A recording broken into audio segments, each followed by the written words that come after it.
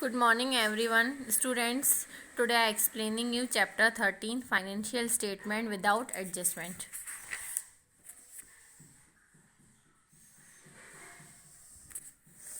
देखिए, financial statement जो रहती हैं वो at the end of the year बनाई जाती हैं, मतलब ईयर के एंड में एक जो स्टेटमेंट बनाई जाती है उसको बोलते हैं फाइनेंशियल स्टेटमेंट। आप मेमोरेबल टर्म्स में इसकी मीनिंग पढ़ लीजिएगा।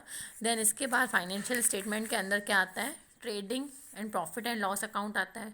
Trading and profit and loss account में क्या रहता है, देखिए मीनिंग और डेफिनेशन आप यहाँ से लिखेंगे। मीनिंग ये हो गई, डेफिनेशन कोई भी एक लिख लीजिए। देन इसके बाद इसमें क्या रहता है, एक trading and profit and loss account रहता है ना। ट्रेडिंग एंड ये देखिए यहाँ से ट्रेडिंग अकाउंट वो अकाउंट होता है जिसमें gross profit and gross loss find out किया जाता है।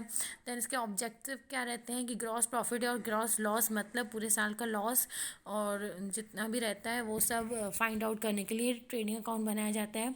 फिर मैन्युफैक्चरिंग कॉस्ट को जानने के लिए, देन इसके बाद डायरेक्ट एक्सपेंसेस के बारे में जानने के लिए, देन इसके बाद क्या रहता है कि कंपैरेटिव स्टडी ऑफ एक्सपेंसेस, जितने भी एक्सपेंसेस हैं उनकी क्या की जाती है, कंपैरेटिव स्टडी की जाती है।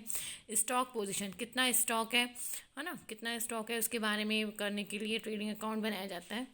देन इसके बाद प्रॉफिट एंड लॉस अकाउंट। देखिए फाइनेंशियल स्टेटमेंट मैंने आपको एक्सप्लेन कर दिया, देन ट्रेडिंग अकाउंट एक्सप्लेन कर दिया। देन एक और अकाउंट बनता है, इसमें होता है profit and loss account. Okay wait student, profit and loss account.